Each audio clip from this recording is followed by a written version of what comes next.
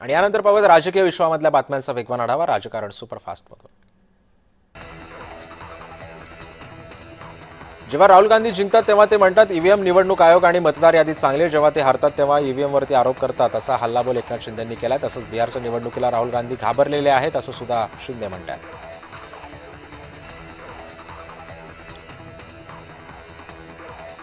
लाडक्या बहिणींना स्वतःच्या पायावरती उभं राहण्याचं काम केलंय। लाडक्या बहिणींना सक्षम करणं हाच महायुतीचा उद्देश आहे। लाडकी बहीण योजनेचा पुरेपूर योग्य वापर लाडक्या बहिणी करतायत, मला खूप आनंद होतोय असं सुद्धा वक्तव्य एकनाथ शिंदेंनी केलंय।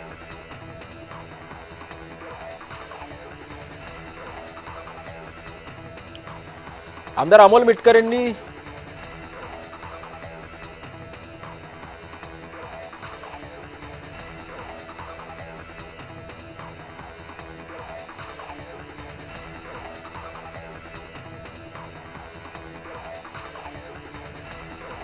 मिटकरींनी त्यांच्या अकोल्यातील निवासस्थानी पारंपरिक पद्धतीने रक्षाबंधन साजरे केले। मिटकरींच्या बहिणींनी आपल्या भावानं आणखी प्रगती करावी अशा शुभेच्छा सुद्धा दिल्या।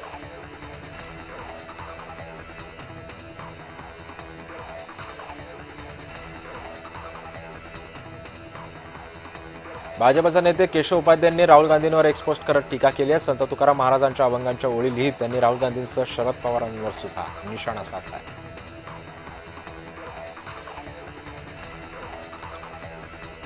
भाजपचे दिवंगत नेते गोपीनाथ मुंडे यांच्या लातूर जिल्हा परिषदेच्या प्रांगणातील पूर्णाकृती पुतळ्याचं अनावरण होणार आहे। सोमवारी मुख्यमंत्री देवेंद्र फडणवीस यांच्या हस्ते पुतळ्याचं अनावरण करण्यात येणार आहे।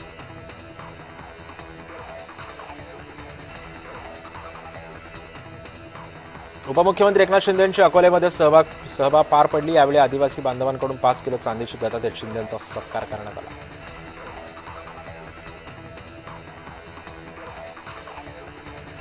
नागपूरचे दुनेश्वर पेठ यांना 2 कोटी रुपये दिल्यास तुम्हाला निवडून देऊ अशी ऑफर देण्यात आली होती, असं गौप्यस्फोट खासदार अमर काळेंनी मंडल यात्रेदरम्यान केलंय।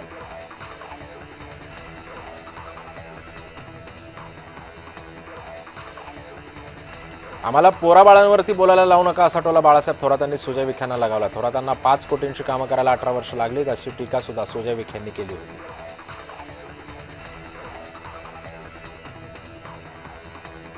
दिल्लीमध्ये कपिल शर्मा कॉमेडी शो आणि महाराष्ट्रामध्ये हास्यजत्रा सुरू आहे, अशी टीका खासदार नरेश म्हस्के यांनी केली आहे। शरद पवार आदरणीय नेते आहेत, त्यांच्यावर वक्तव्यावर प्रतिक्रिया देताना थोडा संयम बाळगावा लागतोय असं सुद्धा ते म्हणाले।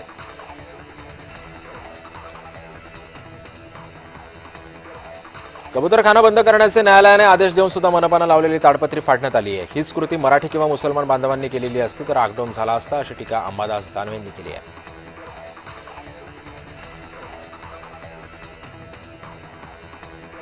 कबूतरखाना प्रकरणी पोलिसांना दोष देण्यापेक्षा सरकारला प्रश्न विचारा। पोलिसांनी कारवाई केली तर सत्ताधारी जाब विचारतात आणि नाही केली तर जनता प्रश्न विचारते, असं वक्तव्य सचिन अहिर यांनी केलेले आहे।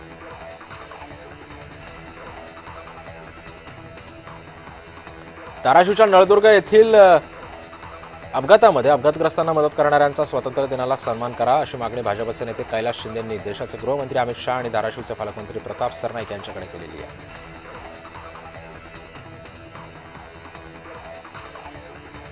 खासदार विशाल पाटलांचे खंदे समर्थक आणि माजी नगरसेवक मनोज सरगर यांनी सोमवारी भाजपमध्ये प्रवेश करणार आहेत। मनोज सरगर यांनी भाजपच्या प्रवेशासाठी प्रदेशाध्यक्ष रवींद्र चव्हाण स्वतः उपस्थित राहणार असून मंत्री चंद्रकांत पाटील सुद्धा या कार्यक्रमाला उपस्थित राहणार आहेत। मराठा आंदोलक मनोज जरांगे यांनी ओबीसी नेते नवनाथ वाघमारे यांची पोतराजाची उपमा देत जरांगेंना मुंबईला स्वतः ते जाणार नाहीत, समाजाची दिशाभूल करून समाजाला मुंबईला पाठवतील, असं जरांगेंनी आंदोलन केवळ प्रसिद्धीसाठी आहे असं सुद्धा वाघमारे म्हणाले।